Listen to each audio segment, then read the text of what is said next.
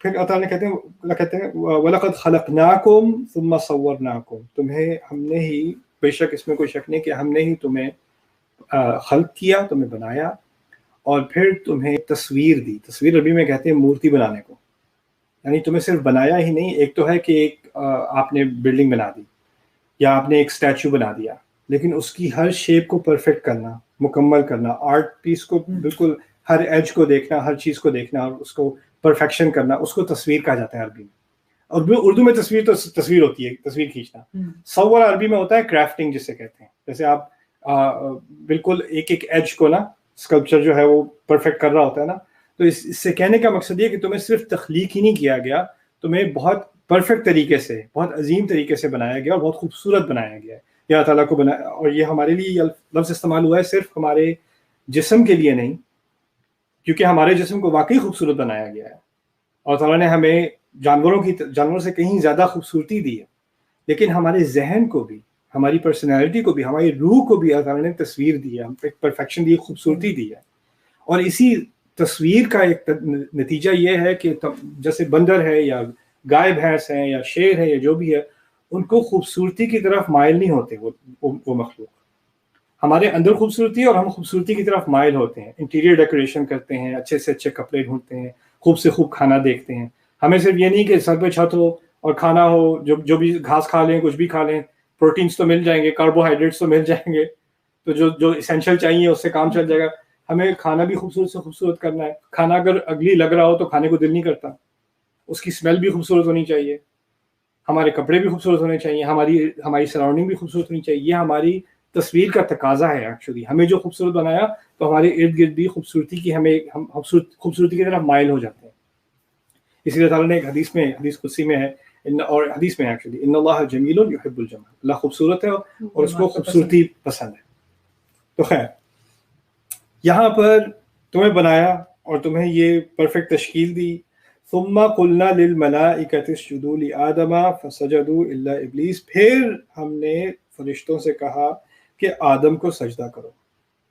یہ عجیب آیت ہے، اس میں ایک بات کی طرف اشارہ ہے جس کو ہم زیادہ اٹینشن نہیں دیتے. بات آدم سے شروع نہیں ہوئی تھی، ایک ہی آیت ہے، بات آدم سے شروع نہیں ہوئی تھی. بات شروع ہوئی تھی تم زمین میں رہتے، تم شکر نہیں کرتے. پھر تمہیں سے کہا تم سب کو بنایا، تم سب کی تصویر کی، تمہیں پرفیکٹ بنایا. پھر فرشتوں کو حکم دیا کہ آدم کو سجدہ کرو. ہم سب کو تو سجدہ کرنے کا حکم نہیں دیا تھا، سجدہ تو آدم علیہ السلام کو کہا تھا کہ ان کی طرف آپ سجدہ کریں. بات میں اشارہ اس طرف ہے کہ ہم سب کی تخلیق ہو چکی تھی. اس میں اصل اشارہ یہ ہے کہ ہم سب بنائے جا چکے تھے، اور ہم میں سے سب بنائے جانے کے بعد ہماری ارواح موجود تھیں، ہمیں شعور تھا، اور ہم میں سے پھر آدم علیہ السلام کو چنا گیا. اور پھر کیونکہ وہ پہلے انسان ہیں، اور ہم یہ جو سارا سین ہے نا مخلوق کا، اور یہ فرشتوں نے سجدہ کرنا تھا اور ابلیس نے جو ہے آگے سے منع کیا، یہ سارا جو سین ہے، اللہ تعالیٰ اشارے میں یہ بات کہہ رہے ہیں کہ ہم اس سین میں شاہد تھے، ہم وہاں تھے، ہم نے یہ سب کچھ ہم اپنے سامنے ہوتے دیکھا. اللہ تعالیٰ نے ایکچولی ہمیں اس میں گواہ بنایا. اس بات کی طرف اشارہ بہت کم لوگوں نے، کچھ مفسروں نے اس کی طرف ذکر کیا کیونکہ زبان میں یہ بات موجود ہے، بدیہت ہے. اس آیت سے ہی بات تھوڑی تھوڑی نکلنی شروع ہوئی، آگے اور نکلنی شروع ہو جائے گی. لیکن بات کیا ہے؟ تمہیں بنایا، تمہیں تخلیق کی، پھر آدم سے کہا، پھر فرشتوں سے کہا آدم کو سجدہ کرو.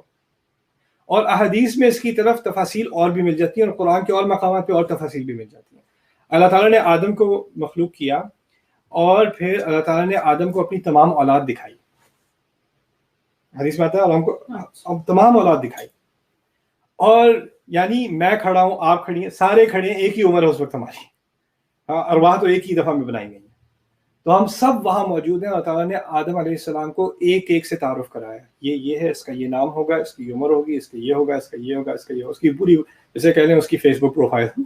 آدم علیہ السلام کو تمام ایک ایک کر کے انسان انٹروڈیوس کرائے گئے. اصل میں سورۃ البقرہ کی جو آیت ہے وَعَلَّمَ آدَمَ الْأَسْمَاءَ كُلَّهَا ثُمَّ عَرَضَهُمْ عَلَى الْمَلَائِكَةِ، کہ اللہ تعالیٰ نے آدم کو تمام نام سکھائے.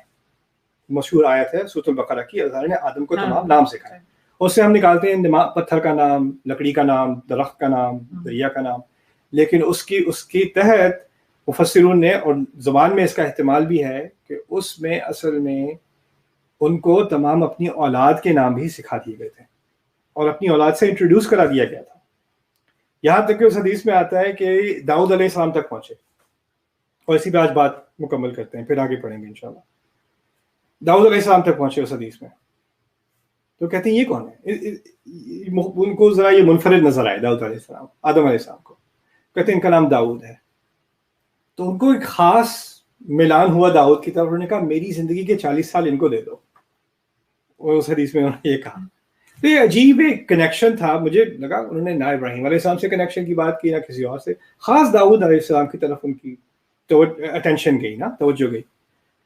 और कुरान भी अजीब है कि कुरान में खलीफा का लफ्ज़ सिर्फ 2 दफ़ा इस्तेमाल हुआ है पूरे कुरान में। 23 साल की वही में 114 सूरतों में खलीफा का लफ्ज़ सिर्फ 2 मरतबा इस्तेमाल हुआ। एक दफ़ा आदम अलैहिस्सलाम के लिए, इन्नी जाइलुन फिल अर्दी खलीफा, दूसरी दफ़ा दाऊद अलैहिस्सलाम के लिए, या दाऊद इन्ना जअलनाका खलीफतन फिल अर्दी। यानी अजीब एक तनासुब है दोनों के दरमियान, कुरान में भी और उस हदीस में भी इसकी तरफ एक इशारा मिलता है। लेकिन असल बात क्या है कि हम मौजूद हैं और हम जानते हैं कि क्या होने वाला है और ये हमारे सामने होगा एक्चुअली।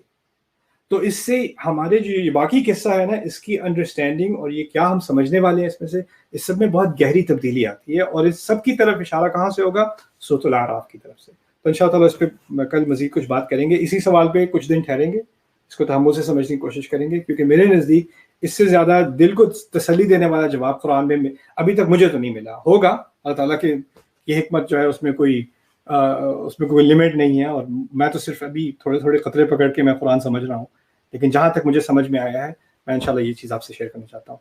मैम कैसा रहा? बहुत अच्छा।